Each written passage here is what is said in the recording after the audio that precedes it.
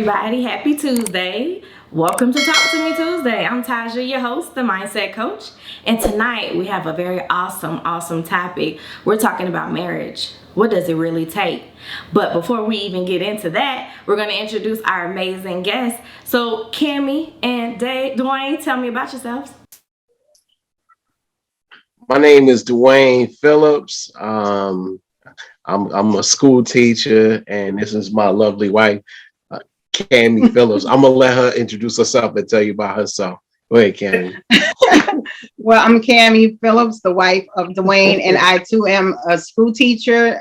We've been married for 22 years. 22 years. Yeah. 22 years. We met in college at Ramapo College. Duane was a senior. I was an incoming freshman, and we've been together pretty much ever since. Wow. We have 4 boys, 4 sons, yeah, and 2 granddaughters, and 1 on the way. Well, beautiful. 22 years. That's a long time. All right. Now they're going to follow. Billye and Tom, introduce yourselves. You want me to go first? Go first. Tom Hill. I am retired. I spent 40 plus years as a administrator in higher education. I retired as senior vice president for student affairs at Iowa State University, senior vice president emeritus at Iowa State University, and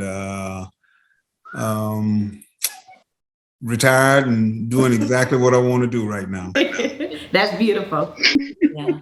And I'm Billye Hill, and I'm also retired. I retired in 2011. I worked for Social Security Administration for 40 years and some months. And at the time of my retirement, I served in the position of Deputy Regional Commissioner for the Dallas region.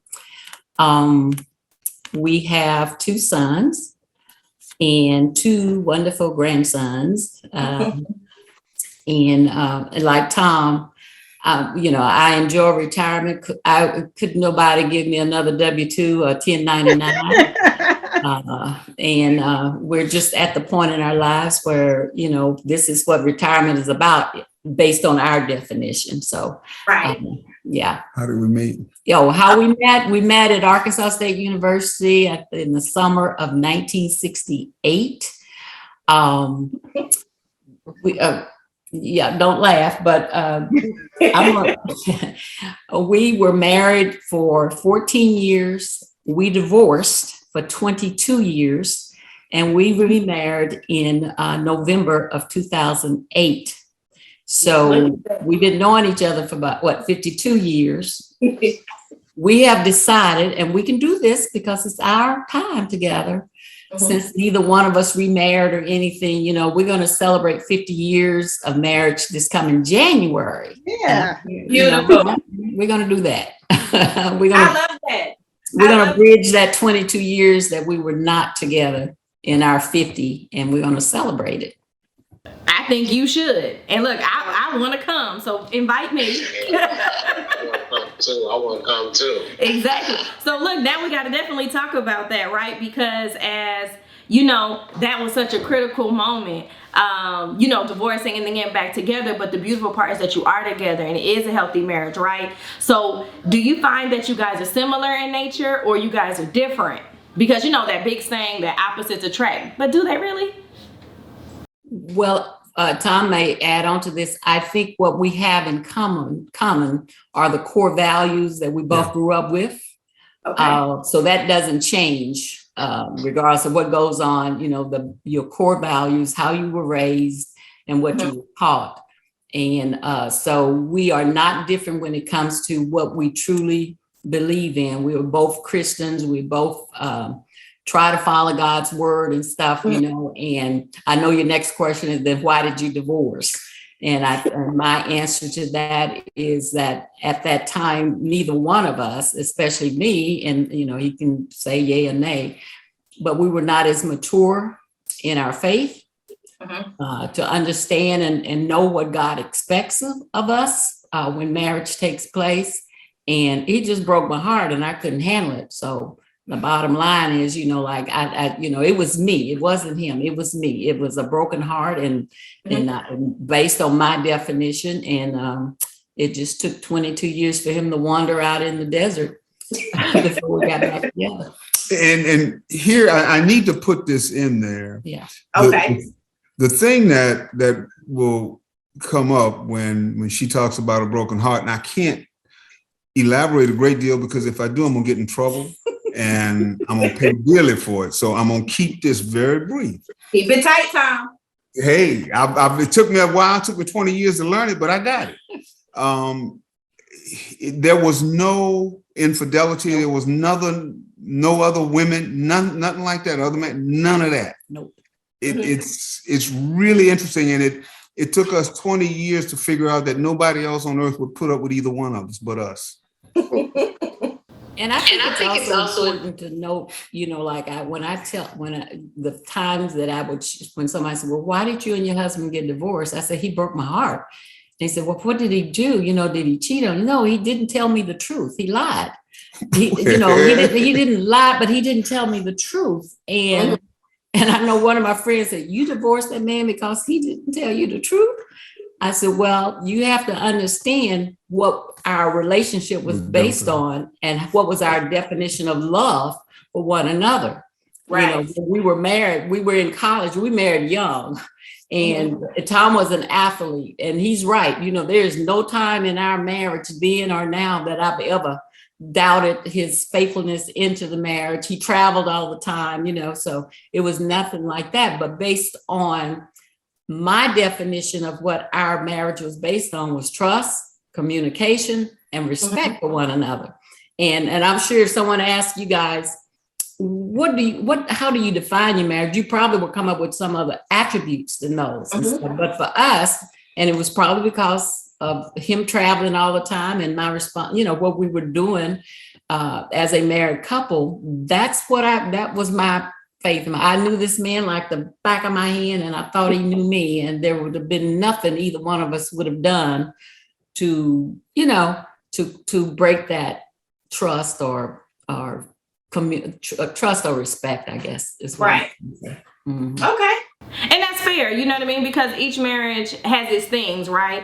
And we are each our own individual person, but that union is what we're trying to create together. And then not only just create it, we're trying to keep it stable, right? Keep it growing too at the same time, as we learn ourselves, because like you said, you weren't mature enough, and that happens over time.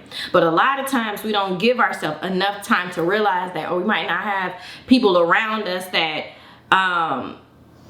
pour that into us to let us know that maturity has to take place, that we have to grow ourselves and as a union. So Kammie and Duane, tell me a little bit about you. Are you likely the same, or we're a little different? Where you at on those do opposites really attract? Go ahead. No, go ahead.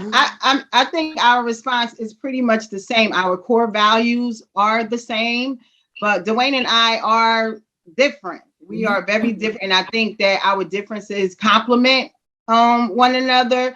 One of the things that I admire about Duane, that he is very different from me, is his ability to pause and think situations through, where I'm very emotional.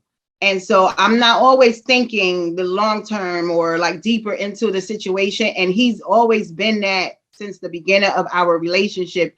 And I have been learning over these 22 years to develop that attribute. But that's one of the easiest ways for me to think of how we're so different. And then, I'm loud. Not that he's quiet and shy or anything like that, but I'm loud. My family is a bigger family than his family. And so we're used to just being loud. And sometimes I'm too loud for him. But we've been able to make it work. Been managing for 22 now. I think you're doing okay. What you want to add to that, Duane? Well, I think just thinking back, we are different. We have some similarities, like Kammie said, even like what the other couple said. The core values, and I think that when we met, we were young. And I think that the trickier, challenging part is really neither one of us are the people that we were when we first met. Right. And I think that is really a testament of the communication and building that friendship. It's funny because, and I'm sorry, what's your name again? Tom and Billye. Tom and Billye. When she said that, he broke her heart and it wasn't anything extramarital or anything like that. I think I really got that, because you think you're with the person that knows you so well, and to someone else it might seem like so minute, but it's to you is big because you hold them, to that level. You know me, and you're supposed to, know that that's gonna. So I get that. I get that. It hurts deep. It hurts deep. You're not helping me, bro. You're not helping no brother. No, I'm just. No sides here. No sides. I'm just saying. I felt that. It took me a minute to think about that, and I'm like, wow, that's why I think like that sometimes, and so I get that. I think that's a really good point. And I think that, again, our communication and our friendship is really what has been, and God, and it has been the glue to, hold us together. Being married for so long, that there's some bumps and bruises on the way, but right.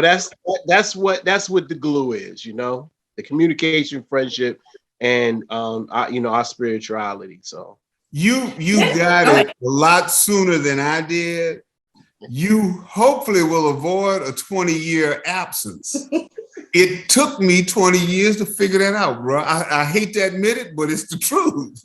Hey, I think I think that makes for a great love story. I think I'm serious. When you said that, I was like, wow, that you left, but you ain't go nowhere. You know what I'm saying? Like you left, but you didn't go nowhere. Like, like moved across the street or something.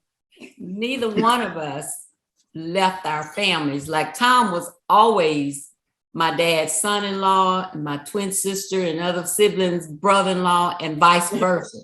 That was my mother-in-law, and after we divorced, she was still my mother-in-law. Our relationship didn't change.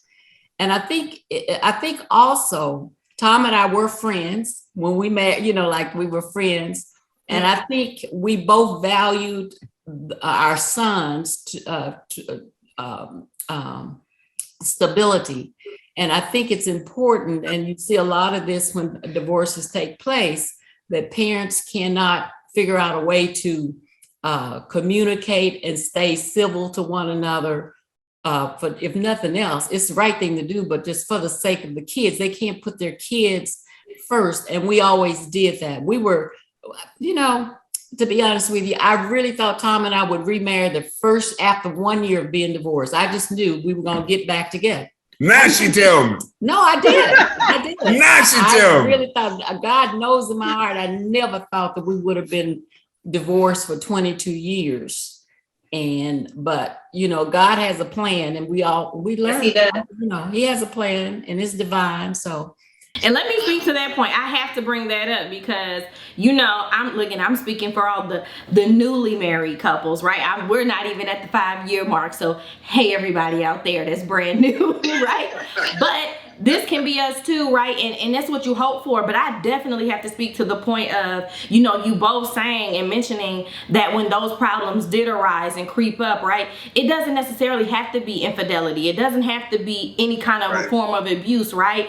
But there are things that are important to you, and it doesn't necessarily need to be important to anybody outside the marriage, right? Because that's not their union. But what I want to speak to is, me and my husband, we know a lot of people around us that have not made it, right? Have not weathered the storm after that first year, that second year. And then, unfortunately, like you said, of course they value their children, but then the children get misplaced and things like that, right? And what I want to really, hope to get answered by you all that have these long marriages is, Why do you think that is? Why is it that, you know, when you get married, it's 100 plus people at the wedding, right? All clapping and everything's merry. But when the smoke gets thick, everybody's like, oh no, stay out of married people's business. But you were all in it at the ceremony. Help them, because if you can give them guidance, if you can give them support, help them, because a lot of us, especially young Black couples, we don't have a lot of representation of what that healthy thing looks like. We see movies, we see TV shows, but we all know that's not real. So, you know, how can we help one another so that we can get to 22 years, so that we can be celebrating a 50-year anniversary with or without a 22-year gap, okay? Long as you're staying together and making this thing called family and marriage work, how can we help one another? I think for me, I'm in agreement of, you know, even with 100 people was at our wedding, I don't want 100 people in my marriage. And I think what's important is to have healthy relationships with other married people, who are aiming for the same goals. Duane and I remember when I first met Duane, I don't even know how we had this conversation, what caused us to have this conversation. I was telling him, I never wanted to get married. I didn't want any children. I never wanted to get married, because although marriage, I've seen marriage within my own family, in my opinion, those weren't the type of marriages that I wanted to experience. And so for me, it was like, I didn't want to be married or get married, because I didn't want to have a marriage of what I saw marriage to be. And I didn't think that's what marriage was supposed to be. And so that was always a topic that he and I discussed from his own experience of seeing marriages. And so not even really having marriage counseling before we got married. Like, we didn't know what we were getting into. I was 21. Duane was 25. And so I was a baby. I had just went to college, and then I was getting married, and I was a stepmom, and I had my own son. And so everything was new for us. And so for me, the one thing that Duane and I, communication was such a big thing for us, because we didn't have a model, right? We didn't have a mentor or anything like that. And once we, I think at one point of us in church, everything, we were introduced to a marriage ministry. And when we became part of that marriage ministry, those healthy conversations in a safe place with people who were striving to make their marriage work as well, that's when I valued people not so much being in my marriage, but having the ability to give us sound advice of different situations. And not all the time were we necessarily asking for advice, but those conversations would hit on topics or situations that we had went through, that I'm sitting in those meetings like, wow, okay, that's what that was, or this is how I can respond differently. And so from that, I think we developed a love for those type of group settings. And we have a good group of friends who are our age, who are married, and we have those opportunities to have healthy conversations. And so I think it's knowing who to have those conversations with, because I don't want the same way we've changed over 22 years, those people we had at our wedding wouldn't be at a vow renewal. Right. You know, right. I wouldn't even invite them to a vow renewal, because I've grown so much that they were there for that time at 21 years old, but 43-year-old Kammie can't invite you. Fair enough. Fair enough. What I look back on is one of the things that really drove my desire to have a good, healthy family. I come from a single parent household. Me and my brothers, I got 4 brothers. I had 4 brothers, one's deceased, but I still have 3 other brothers, were raised by a single mother. I knew what it was like not to have a father in the house. And when Bill and I got married, I promised myself that I would never, ever, under no circumstances, leave my boys, my children. Well, I got thrown a curve when we got divorced, and And I made it a point that one of the things I was going to do is my sons would never stand up in a school or whatever when they say it's time to bring your dad to school. I don't care where I was. It could have been on the moon. I'm coming and I'm going to be there. And that was one of the driving forces that kept me connected. And she's the only woman on planet Earth that's got a kid for me. The only woman that will ever have a kid for me is this one right here. There's nobody else, in my view, worthy of having my children. That's it. And with that in mind, I wasn't about to, and I'm not trying to throw shade on anybody or anything else. It's just where my head was at that time. Growing up without a father was a very hurtful thing for me. I've got friends who've known me for almost a lifetime. They never, until real recently, I'm 72 years old, they never until real recently heard me say anything about my father because I knew nothing about him. You can't talk about something you don't know nothing about. And I promised myself that my children would never be able to say, I don't know who my daddy is. Right. And you talk to them now, they will tell you they are Tom Hill's kids. And they are 50 and 48. Oh yeah, wow. They'll tell you in a heartbeat, I'm their daddy. And you know, and that's the beautiful thing, and that's what I mean. A lot of us don't have that representation, right?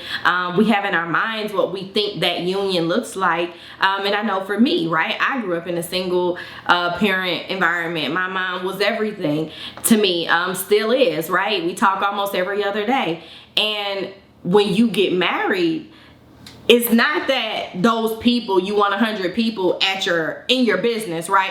I'm just saying, just like what you said, Kammie, great point of being able to assess who can I go and talk to, who can be a lending hand when we might have difficult times. Because if you don't go outside of your circle or outside yourself, then you are going to be in for a rocky time because you don't know what that marriage thing is supposed to look like, right? And it looks like something different in every relationship.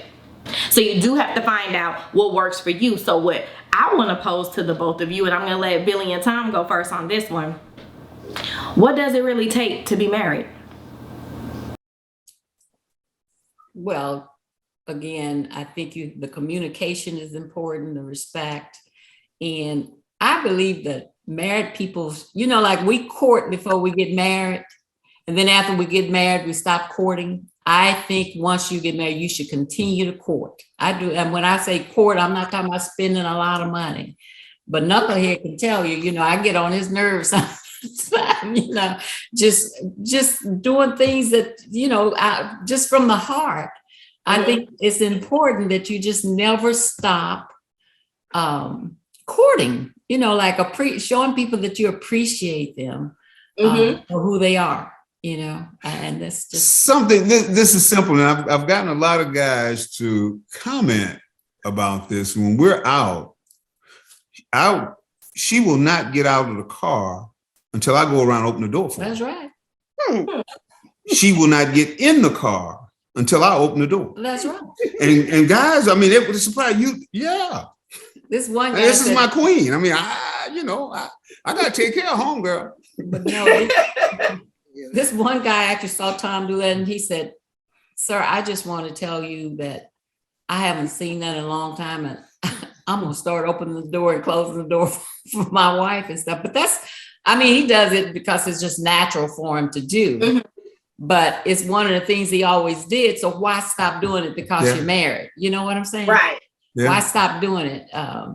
And things like if she needs something, she say, no, I got this. It's those little things, but let me flip this over too. She does, she takes care of me. He's a king. I'm serious. She takes care of me. Just always looking out for me, always getting me things, always taking care. I don't say I need something. It'll be around the house. She'll recognize it. Next thing I know, I got it. You can't treat somebody who treats you that well. You can't be mean to them. It ain't gonna happen. I'm telling you. Well, I'm not gonna let you be mean. Yeah, it's just not gonna happen. And so it's like we're feeding on each other. I mean, it's not like one's out there and the other one's not. I mean, we're feeding on each other. We'll be places and you know, sister, somebody, she'll look at it and she'll say, well, would you buy her that? If she want it, if that's what she want, I'm gonna get it. And if I don't have the money to get it, I'm gonna figure it out. Figure it out. I like hearing figure it out. I'm all about the figuring it out for me. Look. That's my issue. That's my issue. I gotta go figure this out. But again, she's not wanting, you know, she doesn't want a Mercedes Benz. I mean, it's not the material stuff. Right. You know, it's the thought. And that has really, it has even grown as we've matured, as we've gotten a little older. That has even grown. It thrills me to make her happy. I love that. And see, what I hear most is, even though you're talking about things, right, and how important you are to each other, but what I hear in my head, right, being the little mindset coach, is the understanding that you have between one another. Right? You've been able to really communicate with one another to know what she wants, what she needs, and then from your end, what she deserves, and vice versa for you, Billye, with him. And that's the important part, a piece that I hear. You know what I mean? It's so important in a marriage, even in a friendship, any kind of relationship that you want to withstand, right? That you understand what somebody wants and needs without them having to always say it, especially over that course of time, right? So that's a beautiful thing. And look, I can't wait to be at this 50th anniversary where we're going to party it up in Dallas. Look, I'm ready. I can't wait to be there. Let me send you the address, Duane. but to you guys, Kammie and Duane, let me know, what do you say that marriage really takes? Well, you know, I'll say this. You know, I don't know what movie I saw it in, but I think, you know, I like to keep saying, I've been saying it lately. Love is patient. Love is kind, and love is sacrifice. And I think that, you know, with that, I think you have to be kind to one another. You know, I think you have to, you have to be willing to, go the extra mile. And that's the sacrifice sometimes. Do things that you don't feel like doing, because sometimes it's just not about you. I think you have to understand, where your partner is and what frame of mind they're in, and do the things that, again, outside of yourself, to be there for your partner. And I think sometimes that's the hard part of marriage, because sometimes, people get hung up on what, what about me? And, what do I need? And, I just don't believe that, marriage is centered on one person. I think, there should be an equal give and take, to keep it together. Right. So that's what I think. I don't know. One of the I love this question, because one thing I always say, anytime anyone is celebrating marriage, my hashtag is marriage works if you work it. And how we work our marriage is completely different than how someone else works their marriage. And so what I appreciate about Duane and I, because when, like I said, we were young when we got married, and communication in the beginning was difficult for me.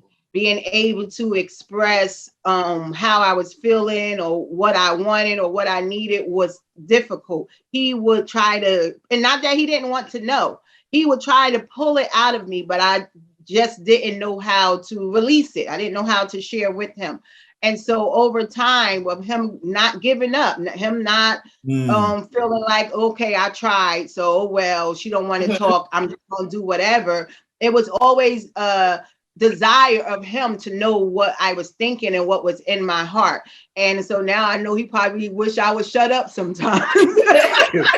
Oh, I have a lot to share, right? Yeah. But I think it's the growing of learning each other, getting to know each other and growing with each other, that allows our marriage to grow and to blossom.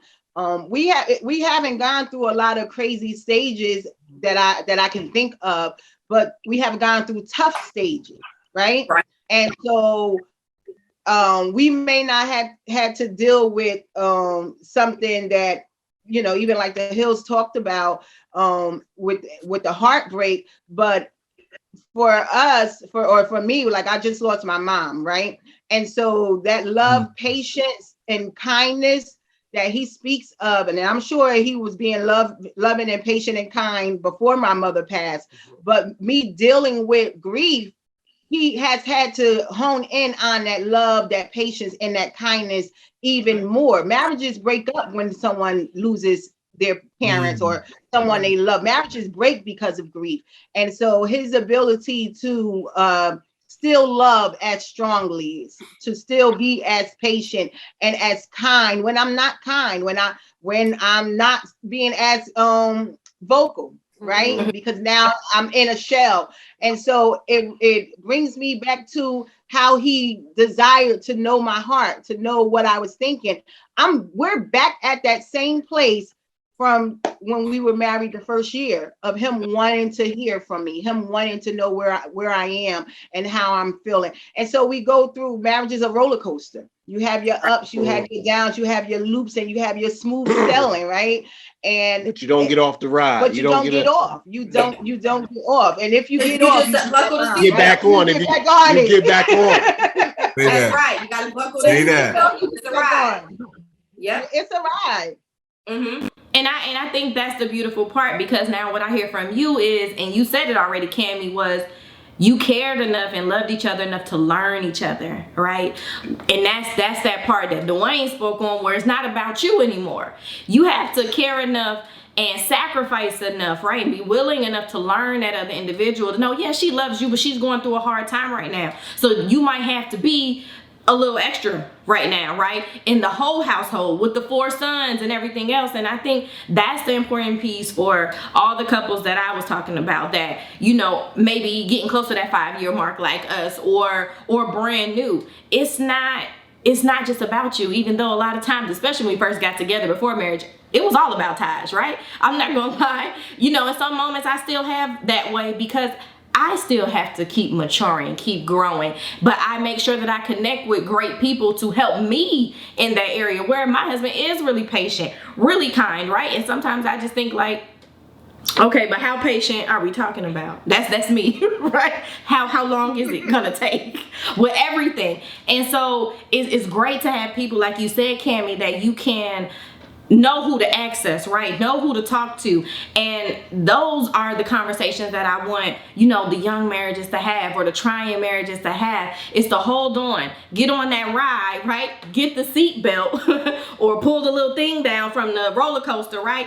And just hold on with that person if it's worth it. And it had to be because you took those vows. It meant something to you, and it darn sure means something to your children if you have them. So, you know, just work together harder to stay together longer, even when you go through hiccups like a 22-year gap, right? When you love someone, you love them. And, you know, we truly do need each other. I know this world talks about us, especially as Black culture, pitting us up against each other, like the man is, you know, stronger than the woman, or the woman is stronger than the man, and how we don't really need each other. But yes, we do. Yes, we do. Tom, even at your age, you said how heartbreaking it was for, you know, you not to have that father role in your life. And a lot of us feel that way, right? But we have to move forward. But the promise that we can make is that when we do have children, is that we do everything in our powers, everything in our powers. So we're not just selfish to make those unions last. So I just want to thank you guys so much for coming on tonight and letting everybody know what marriage takes, because it's not always pretty. It's not always lovey-dovey and rose-colored glasses. It's tough. It's real. But one thing it is, like Duane said, it is kind, and it is patient, and it is sacrifice. All right. Good night, everybody. Happy Tuesday.